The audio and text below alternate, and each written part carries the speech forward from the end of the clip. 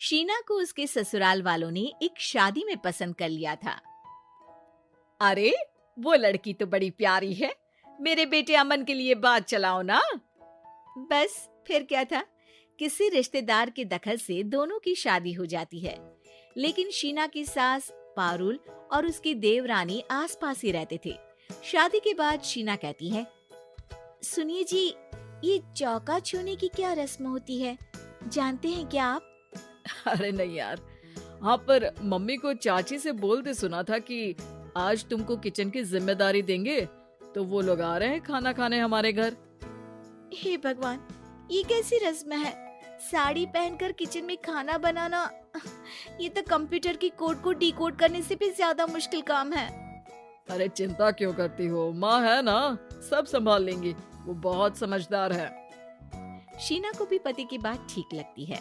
वहीं घर पर शीना की चाची सास, ससुर और उनकी बहू खाने पर पहुंचते हैं।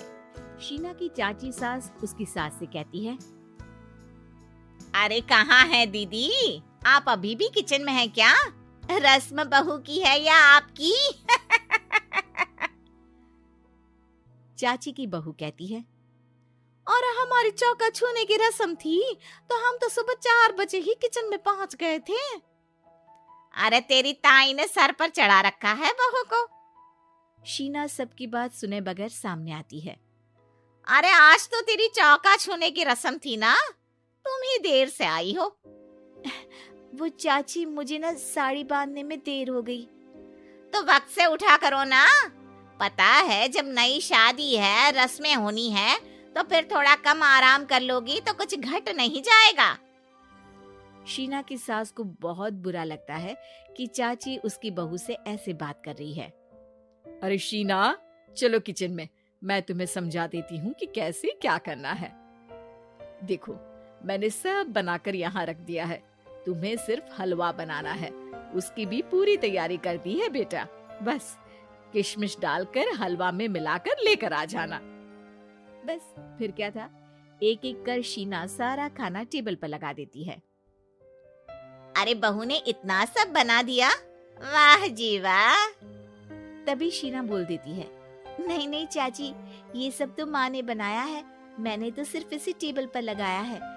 वो साड़ी पहनकर काम करना अभी थोड़ा मुश्किल होगा ना। चाची सास तो सुनकर मानो बेफर ही जाती है। ये क्या बात हुई दीदी, मैं जब शादी कर कर आई थी तो आप बड़ी थी, पर किचन में ना आप आई और ना माँ जी।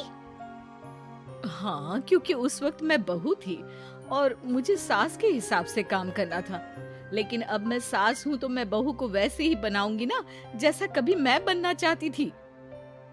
खैर, चाची सास खाना खाकर वहाँ से चली जाती है। कुछ दिनों बाद, अरे शीना, ये क्या पहन रखा है? हे भगवान, इस परिवार में क्या हो रहा है? अरे क्या हुआ छोटी, इतना क्यों चिल्ला रही हो? इसने पहना क्या है? अरे दीदी, क्यों इतनी छूट दे रही हो? शीना जो कि सलवार सूट पहने खड़ी थी, चाची के गुस्से को देखते ही अंदर चली जाती है। देख छोटी, हम दोनों को आज की बहुओं से तुलना नहीं करनी चाहिए। वो दौर अलग था, आज का वक्त अलग है। देखिए दीदी, ये तो परंपरा है, हमारी सास ने हमें दी और आगे हमें अपनी बहुओं को देना है। ये क्या लगा रखा है आपने? आप तो पूरी संस्कृति ही खराब कर रही हैं। ये बोलकर चाची सास वहाँ से चली जाती हैं। शीना की सास चाची की बात से परेशान होकर रोने लगती है। तभी उसका पति वहाँ आ जाता है। अरे क्या हुआ भाग्यवान, फिर तुम्हारी देवरानी तुमको ताने देकर चली गई है क्या? हाँ, पता नहीं मैं ठीक कर रही हूँ कि नहीं, पर मुझे तो बहू के सूट पहनने में कुछ गलत नहीं लगता। अरे लोगों की बहुएं तो न जाने क्या क्या पहनकर घूम रही हैं। मैं तो उसे भी बुरा नहीं मानती, ये क्या मेरी गलती है? अरे नहीं, बिल्कुल नहीं, अपने किए फैसले का सम्मान करो, ठीक है सब। कुछ दिन निकल जाते हैं, फिर आता है शीना का पहला करवा चौथ। अरे शीना बेटा, यह त्योहार हमारे घर में बहुत मायने रखता है। तुम शाम की पूजा के लिए अच्छे से तैयार हो जाना। और सुनो, चाची सास और उनकी बहू भी यहाँ आएंगी पूजा के लिए, तो खाना भी बनाना है, वो मैं बना लेती हूँ। तुम बस आज के दिन साड़ी पहनना बेटा। शीना समझ नहीं पाती है कि चाची सास के आने पर उसकी सास उसे साड़ी पहनने को क्यों बोलती है। नहीं नहीं माँ जी, मैं सारा खाना बना लूंगी, आप उसकी चिंता ना करिए, अब तो मैंने सब कुछ सीख लिया है। शीना की सास उसकी बात पर खुश हो जाती है। छोटी को पता न चले कि मेरी बहू घर में सूट पहनती है, तो मैंने आज साड़ी पहनने को बोल दिया। क्यों लोगों को बिना वजह बात बनाने का मौका दें। शाम को सब पूजा पाठ करके बैठे होते हैं कि चाची सास की बहू चाची सास से कहती है, माँ जी, आज के दिन तो आप लोगों के घर बहुओं को नेक दिया जाता है ना। हाँ हाँ बहू, बोलना, तुझे तेरी सास से क्या चाहिए। हाँ शीना बेटा, तू भी बता दे कि तुझे क्या चाहिए। मम्मी जी, मुझे ना आपका वो रानी हार चाहिए जो आपने अभी पहना है।